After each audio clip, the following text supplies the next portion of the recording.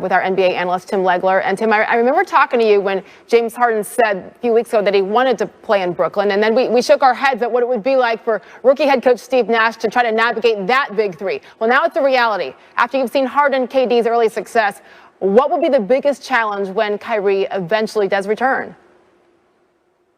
Well, I think it's maintaining the flow that they've had the first two games, Sage, because when you watch them play over the last two games, it was very clear each possession who was going to initiate the offense. And that guy would go, whether it was Kevin Durant or James Harden, and they would run some action, draw a couple of guys, and then the ball would come out of there quickly, and it ends up in the hands of another great offensive player who then would decisively attack. Well, now you've got role players spotted up around that. When you add another dribble-dependent player to the mix, it's really hard to imagine how they are going to maintain any sort of flow, because as it is, if James Harden and Kevin Durant are responsible for, say, 8, 10, 12 seconds of their half-court shot clock in trying to create that action, well, that means quick, decisive shots for their role players. But if you have a third guy in the mix that's also going to catch the ball and he needs to put it down to create his action, now I think you have a much more muddled offense. And I watched them last night, and I'm saying to myself, I like the Nets like this. And I know that's a pipe dream because Kyrie Irving is coming back to the fold here pretty soon, and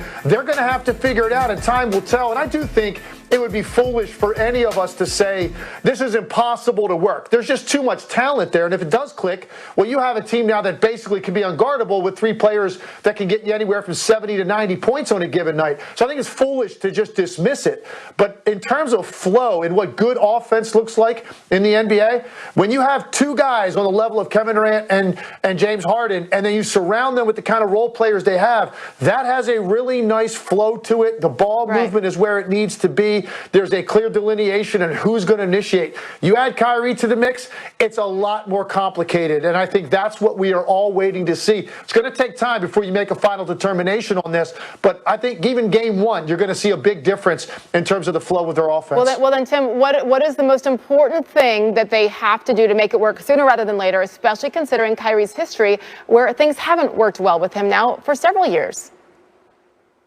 They're going to have to stagger minutes. I mean, I think that's the biggest thing for Steve Nash. I think you're going to have to figure out a way to stagger their minutes so you're basically playing with two of those guys most of the game on the floor.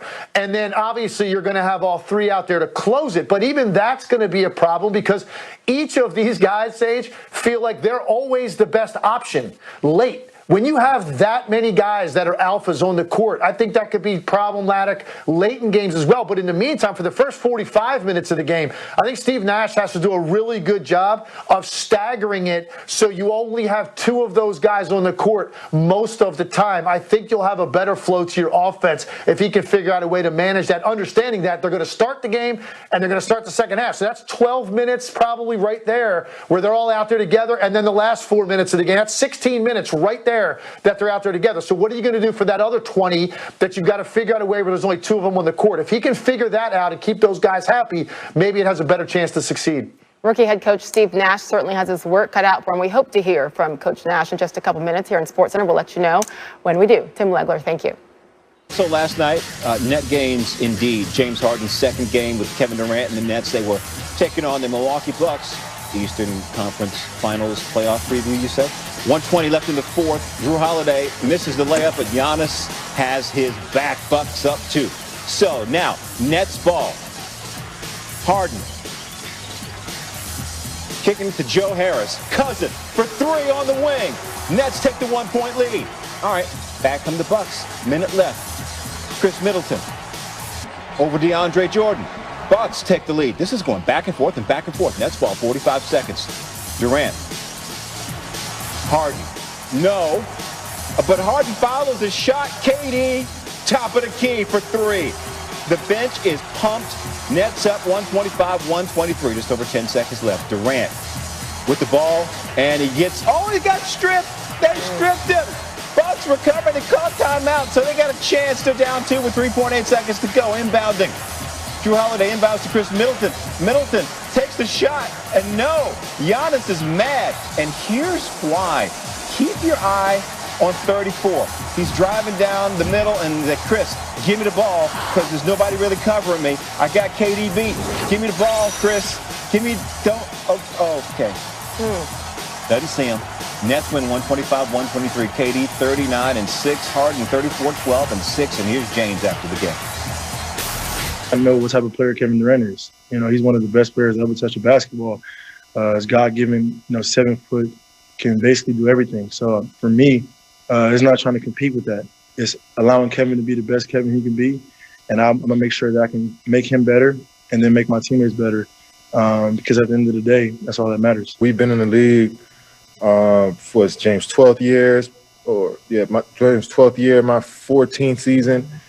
So we pretty much seen every defense, every offensive scheme. We done been in every type of game, playoffs, game sevens, So we done been through a lot in this league, experienced a lot, and for us to bring it together now and combine what we've learned over this time and try to play great basketball, I think it was pretty seamless for us.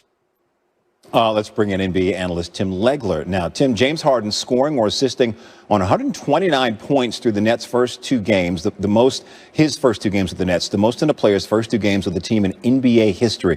What stands out to you about Harden so far in his time in Brooklyn?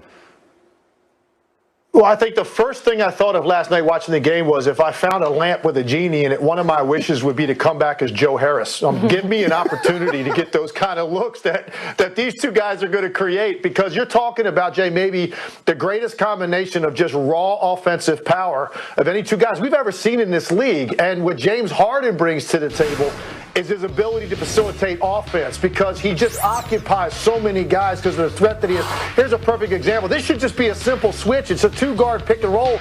But because it's James Harden, you get 2 guys that linger at half court. So Joe Harris just runs through an open spot, simple pass and shoot. Here again, 4 guys shift to that side of the floor early to stop James Harden's penetration to the rim. And Kevin Durant, of all people, gets the easiest shot he'll get all season. And then his ability to beat any matchup. So he beats Drew Holiday, who's one of the best perimeter defenders in the league.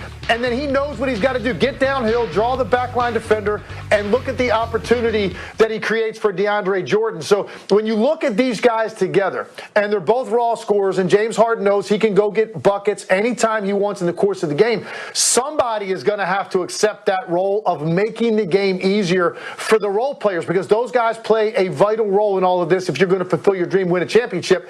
And that's what James Harden does, because he has an ability to occupy multiple guys virtually every time he gets the basketball, and it's going to make life really easy for Joe Harris, DeAndre Jordan, Jeff Green, Landry Shamet, the other role players on this team. I think you should save your wish and just be Tim Legler. Don't be Joe. You could come back now. Just spot up. I don't want you to run. Just spot up and shoot. I wish. I wish. The beard, by the way, 26 total.